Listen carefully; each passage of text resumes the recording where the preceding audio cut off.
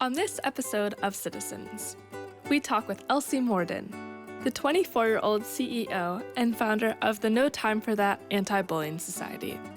We'll learn all about her non-for-profit charity, talk to some of her biggest fans, and find out how she turned years of being bullied into a powerful message of music and mental health awareness that's empowering youth across the nation.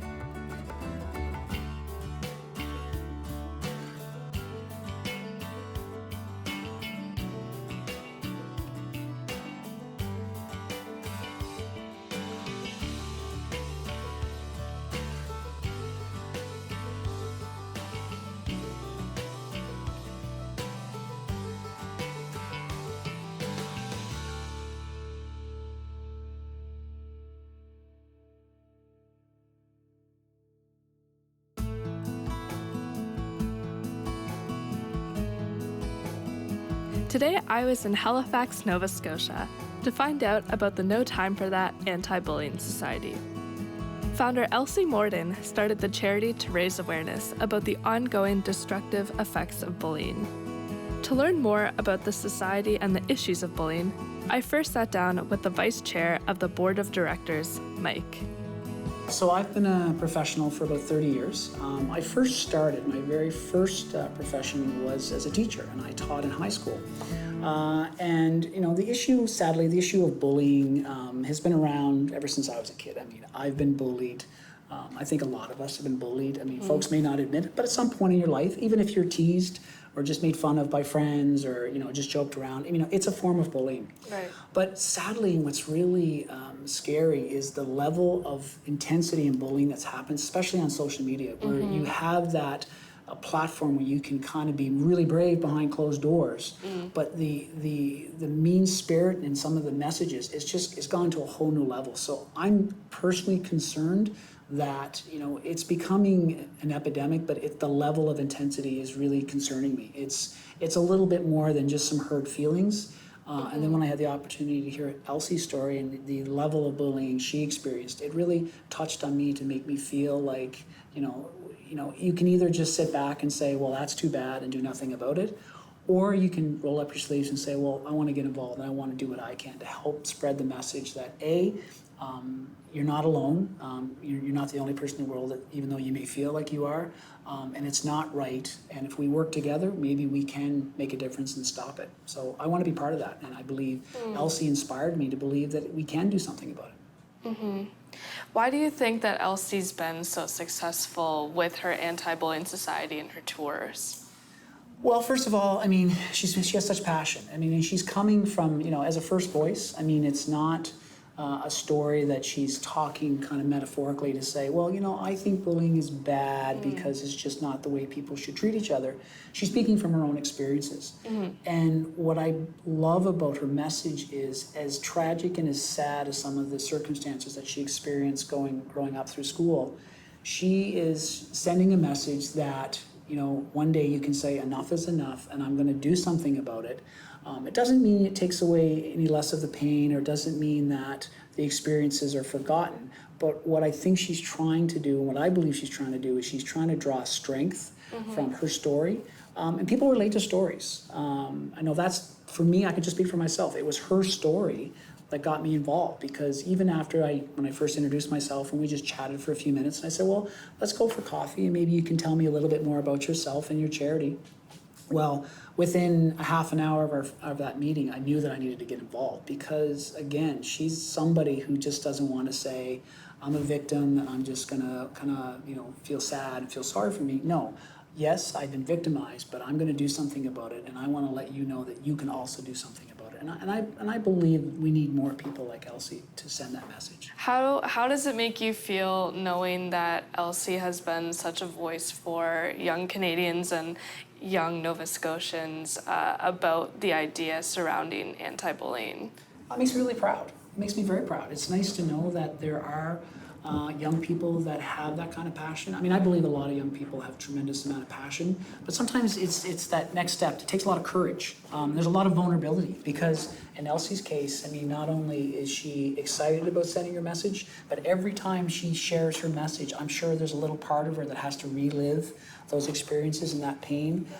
So I think she's incredibly brave, and I really admire her for that. So I think we're just kind of the tip of the iceberg here, because there are lots of great organizations that deal with bullying, and I know that the school boards and other organizations try to address the issue, but I think when young people see a young person share their own personal experience, it's powerful, and it really connects people. And I think that first voice story, you can talk about facts, you can talk about the realities of bullying, but when someone shares their own personal pain and then says, I'm not going to allow that to bring me down, I'm going to use that to fuel me to grow, and give something back, I think folks can look at that and go, wow, if she can do that, maybe I can do that too. What we in the board want to try to do is, help give her that opportunity to send her message here in the Nova Scotia Maritime region, and then from that we can grow. And I think, ultimately we want to get the message out that, No Time for That is a charity and a group that needs to be listened to. And I think it will really resonate with young people. And I think that's where it's all about, because, if we can really speak to the young people, that's where a lot of the bullying and the negative behavior comes from. But the most important is, again, and I truly passionately believe that, most reasons that people bully, they do it for a reason. They're just projecting their own sadness or their own issues, and we want to be able to tell them that there are other ways that you can deal with your problems or your stresses or your concerns, and just deflecting your pain onto somebody else is not a healthy choice that we want you to make. To find out more about why Elsie's message was so unique, I spoke with one of the charity's volunteer fundraisers, Chloe. It's such a good cause. So many young people are struggling with bullying and mental health, and it's just, if you're not the one making the difference, who is? So it's kind of just being able to, put all the stress and stuff in my life aside to be able to help other people. So for me, it's just kind of it feels good, you're doing a good thing, and also she's my age, and it's incredible that she has this huge thing already. It's just amazing. So why do you think that's so successful? I think because it's not just somebody lecturing, saying, don't bully. This is, she sings, she comes from a personal experience, and I think too, seeing somebody she's beautiful, she looks like she has it all, and people don't see that, and they don't see people like that would get bullied. So just knowing that bullying doesn't discriminate and stuff, I think she just comes from a different angle, and it just isn't boring to kids, and they really get to connect with her.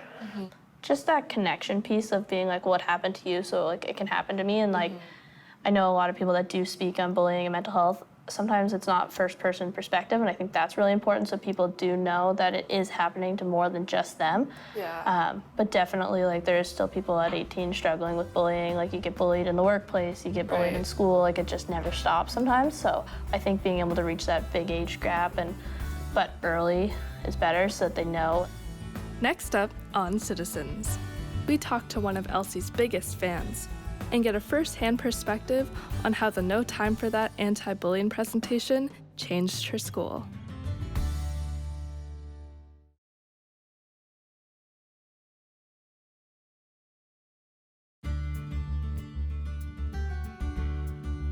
After talking to some of the members of the No Time for That anti-bullying society, I met up with Kate and her family in rural Nova Scotia. I wanted to find out more about Elsie's presentation and how it had impacted them. First up, I spoke to Sherry, Kate's mother. I think it's great. I really do, because she's such a nice person, and she has such a great message, and she's so brave to tell her story, which more people need to do. And I think it's really awesome that she's out there, and she's local, and she needs to be there. Somebody like her needs to be there. She's positive. She's kind. She's been through it, so she knows. And she's speaking up about it.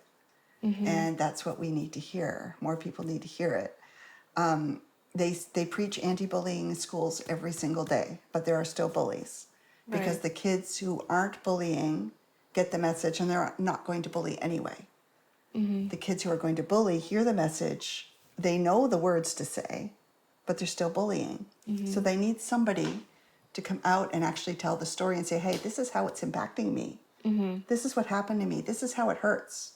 I think she's just so genuine. She's And she does it through music, really good, catchy music. And she really means it when she's singing, and you can hear the positivity and the message coming through her voice and the way she talks to the kids. And when Kate came home excited, I thought, gee, she really likes her music.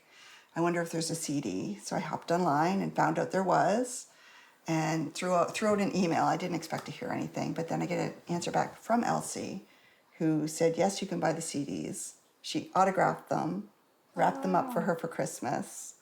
Wow. And so her name on them here. That's awesome. I love that. Yeah, so Kate was pretty excited that year, and that's all we heard till New Year's. Yeah. So she's probably expecting another one if it comes out soon. Oh, we'll be getting it, yes. Yeah, awesome. Sherry, how important is it to you to spread awareness about anti-bullying in schools? Absolutely important. I have the 3 kids. 2 of them have experienced bullying at school, sort of ongoing, quiet bullying. Nobody's getting punched in the face. Nobody's getting pushed around, but people are getting tripped. People are getting their boots put in the shower. And kids just need to know that it's okay, and there's people behind them, and there's people listening, and you can make it stop, And they need to know there's people behind them. And somebody like Elsie giving it a voice could give them the courage to say, hey, this is not okay. You can't do this to me. And, it's okay to go tell an adult. It's okay to make this stop. Just give them the power. Let them express how they're feeling. Give them the words for their feelings. And let them know that, this is not okay. We're going to make it stop. I'm not going to go rat on somebody because that makes it worse. But we're going to make it stop, and we're going to give you the words and the power to make it stop. Yeah. Sherry, would you recommend any other children or parents going out and seeing Elsie perform at their school? Absolutely. Yes. She's like a rock star, and a rock star with a message. And yes, absolutely. She should, if she could, go to every school, sing to every kid. Yeah. Let them know the story, and the parents come and watch, and let them know there's a force behind it.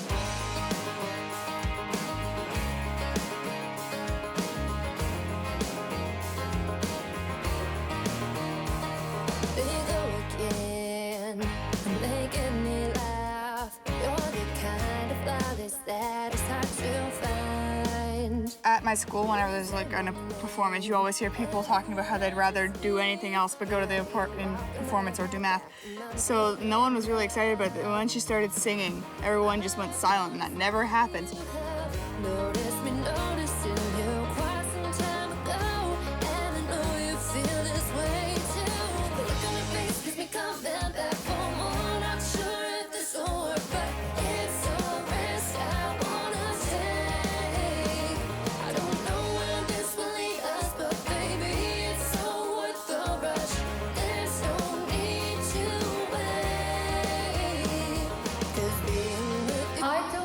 Bother me, because you know what? I have no time for that.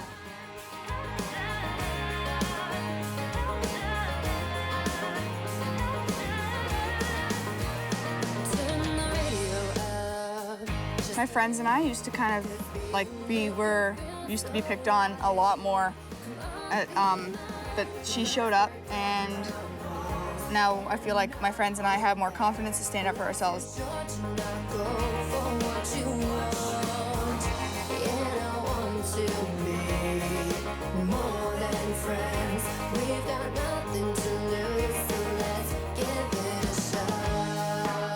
There's a different atmosphere in your school, so just watching that performance. Yeah, especially right after, it just seemed a lot happier. Everyone seemed happier to be there.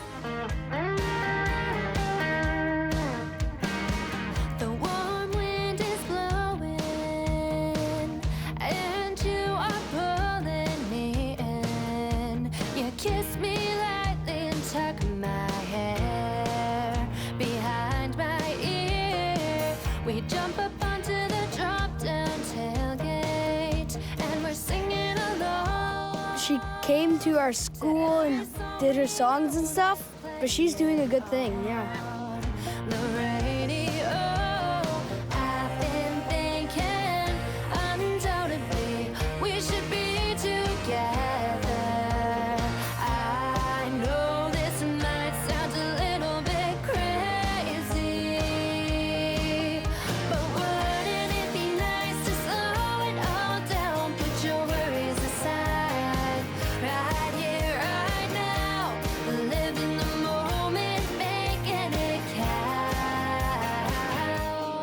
Why are you such a huge fan? Because, like, so many people are bullied, and I just feel like one time I got bullied, and it just feels like she makes it, like, better. How does she make it better?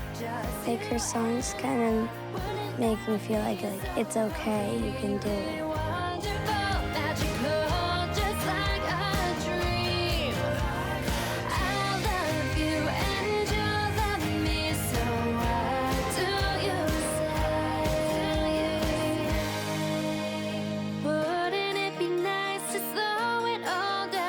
Your worries aside, right here, right now. Live in the moment, making it count. Next up on Citizens, we sit down with Elsie and find out why she decided to take her experiences with being bullied and put them on stage. Feeling fearless, everything's perfect.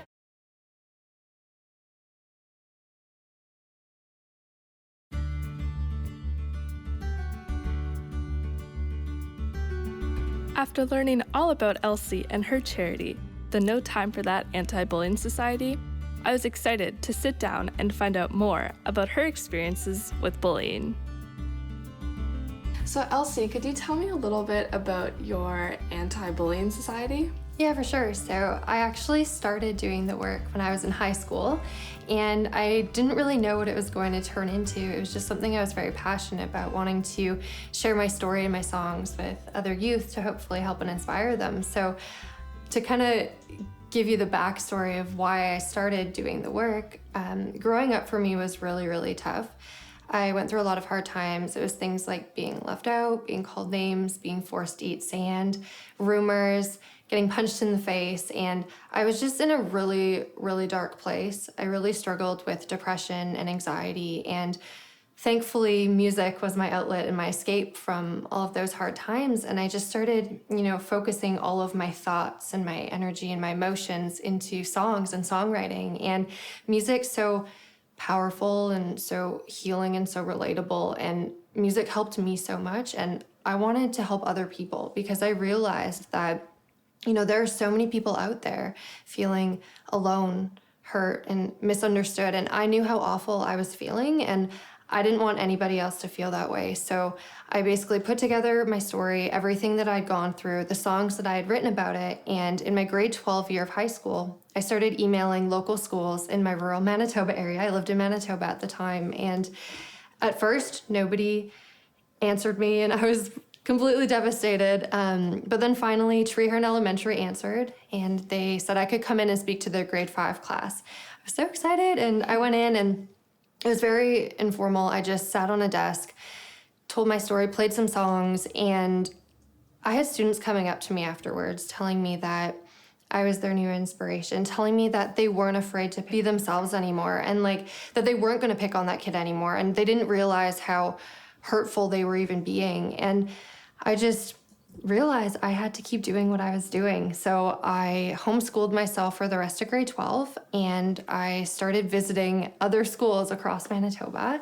And after I graduated from high school that year, I continued to visit other schools, started branching outside of Manitoba, started touring across Canada, and now I've been to over 600 schools across the country, free of charge. We're now a registered Canadian charity, and it's so much, it's a lot, so much has happened, but it's kind of started just from something that I wanted to do, and because the response was so amazing, I just had to keep doing it. So Right. Your focus on school and education, why is that so important to you? It's so important to me because I really struggled in school. I really did. And I went to 8 different schools growing up. So I was always the new girl, like the new kid. And I don't know if I was just really unlucky in the times that I was at each school, but I never got to see a presenter or a performer. I never got to learn about bullying and the effects of it and the consequences. I never got to learn about mental health when I was in school at all. Yeah. And I thought that something was wrong with me. I thought that I was the problem. I didn't know what was going on. All I knew is that I didn't want to be me. And I was just really, really struggling. I never had anyone that I could look up to. I didn't know what was going on. I didn't know what I was feeling. I didn't understand it.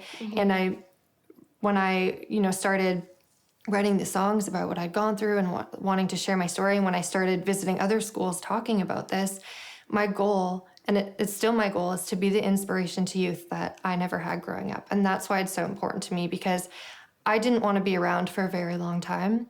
And I know how alone and hurt and misunderstood I felt, and I don't want anybody else to feel that way, and that's why I do what I do. At the end of the day, everybody just wants to be okay, and you just want what's best for your student or your kid. So when I'm talking to teachers and parents, I let them know how important it is to just be there and let the students or let their kids know that they are there and that they're supportive and that they understand. For me personally, when I was growing up, I didn't tell anybody what I was going through. I didn't, and I was so good at hiding it. As far as everybody was concerned, I was the smart, popular kid at school that had everything going for me. But they had no idea that I was completely broken on the inside. They just didn't know. I was so good at hiding it. And in terms of my family, my parents, I would just say I was sick. I would fake sick so that I didn't have to go to school and deal with the bullying or deal with my mental health struggles. I would fake it all the time. I would just pretend that I was okay. Now, obviously, I do still struggle with my mental health. So for me, it's mainly depression and anxiety. And it's things like, not being able to get up in the morning because I'm feeling so down. And it's there's this fog around me. And sometimes this fog will last for a few hours, the whole day, or a few days. And some nights I can't fall asleep because I'm so anxious and my mind's just racing. And sometimes I'll get so stressed out that I'll have a panic attack. So talking about it is so important. It really, really is. And for me too, aside from talking about what's going on and going to therapy, I also do a lot of other self-care things. So I go to yoga. If you haven't done yoga, I highly recommend. It's very healing. And just breathing, remembering to breathe. And I have positive messages and inspirational quotes everywhere. So my phone background or in my room or my necklace, which says never give up, or my karma ring, which is if you do positive things and if you're kind, then that'll come back to you. So I have positive stuff everywhere. And then I have, messages that I've received that are uplifting and supportive and just positive. I have those everywhere and I read them, or memories of good times. And just surrounding yourself with positive people who accept you for who you are and support your dreams and are there for you no matter what. What do you think about the people that bullied you when you were in school? I mean, obviously I wish the best for them, and I hope that they're succeeding, and I hope that they don't ever feel like they have to bring somebody down again. And I hope that, they're just channeling. If they ever feel angry or frustrated or helpless ever again, that they just channel that into what they love to do. What I've learned is that you can't always change those negative people or just any negative experience in your life, but you can totally change the way that you're affected by them, and you just can't let them bring you down. So for anybody that might be interested in watching you perform, how can somebody go about booking your presentation? Yeah, so ntft.ca. stands for no time for that.ca. Please send us a request and we will add you to the list, and hopefully we'll be able to come to your school soon. That's awesome.